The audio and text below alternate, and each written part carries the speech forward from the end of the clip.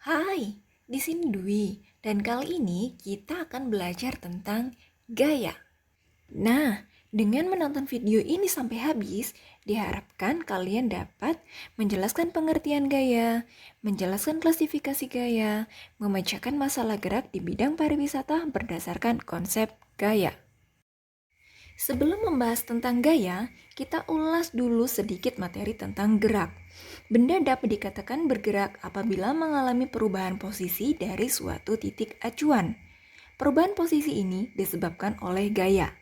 Gaya yang dialami oleh suatu benda dapat berupa gaya berat, gaya normal, gaya gesek, maupun gaya sentripetal.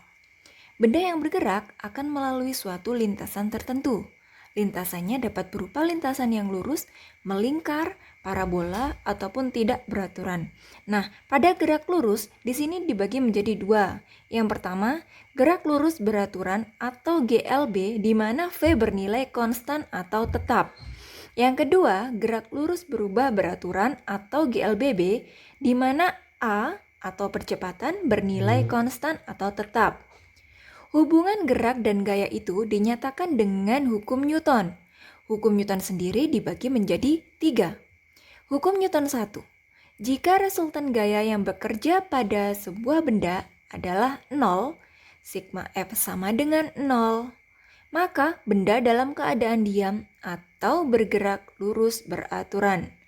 Hukum 1 Newton disebut juga hukum kelembaman. Hukum 2 Newton berbunyi, percepatan sebuah benda yang bergerak berbanding lurus dengan gaya yang bekerja dan berbanding terbalik dengan massa benda, sehingga didapatkan persamaan sigma F sama dengan M kali A. Hukum 3 Newton. Besar gaya yang diberikan oleh sebuah benda terhadap benda lain sama dengan besar gaya yang diberikan pada benda tersebut tetapi arahnya berlawanan. Hukum 3 Newton disebut juga dengan hukum aksi-reaksi. Didapatkan persamaan sigma F aksi sama dengan sigma F reaksi. Yang pertama adalah pengertian gaya. Gaya adalah sesuatu yang menyebabkan perubahan pada gerak benda. Gaya dapat berupa dorongan atau tarikan yang dapat merubah kecepatan, bentuk, dan arah benda.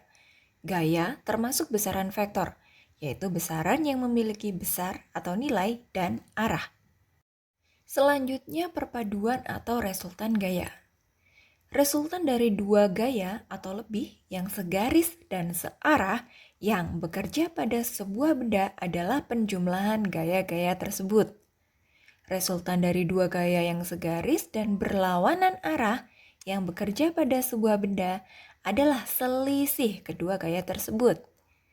Resultan dari dua gaya yang bekerja saling tegak lurus pada sebuah benda adalah memenuhi persamaan Pythagoras. Perhatikan gambar. Ada sebuah bidang datar atau horizontal, ada sebuah balok yang ditarik oleh F1 ke arah kanan dan F2 juga ke arah kanan. Nah, besarnya resultan gaya sama dengan F1 ditambah F2. Arah gayanya kemana? Berarti searah dengan F1 dan F2. Oke, yang perlu diingat, resultan dari dua gaya atau lebih yang segaris dan searah yang bekerja pada sebuah benda adalah penjumlahan gaya-gaya tersebut. Kita putuskan bahwa jika arah gaya ke kanan, maka kita beri tanda positif. Selanjutnya, ada sebuah bidang datar atau horizontal. Ada sebuah balok yang ditarik oleh F1 ke arah kanan dan F2 ke arah kiri. Nah, besarnya resultan gayanya sama dengan F1 dikurang F2. Arah gayanya kemana? Berarti searah dengan F1. Oke, yang perlu diingat, resultan dari dua gaya atau lebih yang segaris dan berlawanan arah yang bekerja pada sebuah benda adalah selisih gaya-gaya tersebut. Jika tadi arah gaya ke kanan kita beri tanda positif, maka untuk arah gaya ke kiri kita beri tanda negatif. Nah, kalau untuk kasus yang berikut ini bagaimana? Ada sebuah bidang datar atau horizontal, ada sebuah balok yang ditarik oleh F1 ke arah kanan dan F2 ke arah kiri atas. Lalu besarnya resultan gayanya berapa?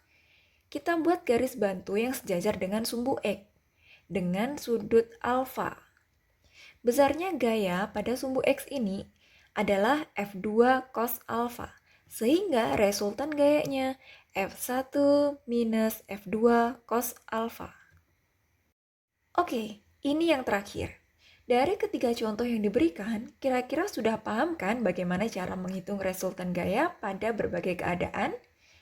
Ada sebuah bidang datar atau horizontal, ada sebuah balok yang ditarik oleh F1 ke arah kanan, F2 ke arah kiri, dan F3 ke arah kanan. Berapakah besarnya resultan gaya yang terjadi?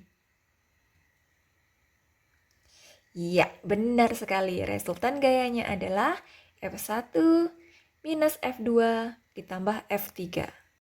Sekarang kita ke contoh soalnya.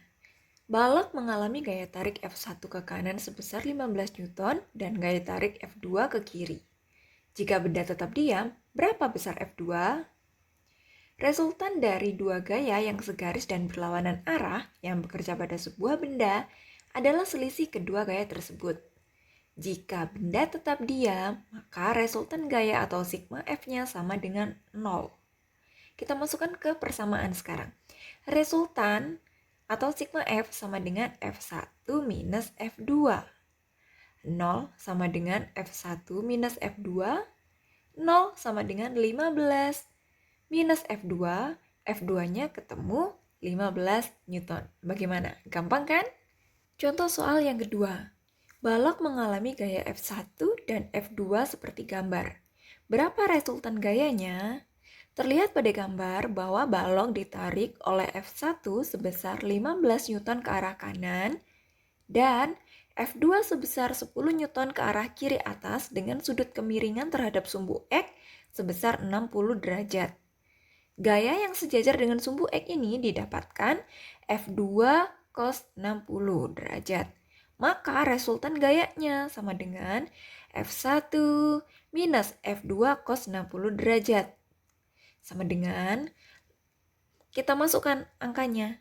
15 dikurang 10 dikali cos 60 itu setengah. Berarti 15 dikurang 5. Didapatkan resultan gaya sebesar 10 Newton. Nah, bagaimana semua pembahasan tentang materi ini? Apa kepala kalian sudah mulai menghangat? Sabar dulu, masih ada part 2 dari materi ini yang akan membahas tentang jenis-jenis gaya. Untuk link part 2 ada di deskripsi ya.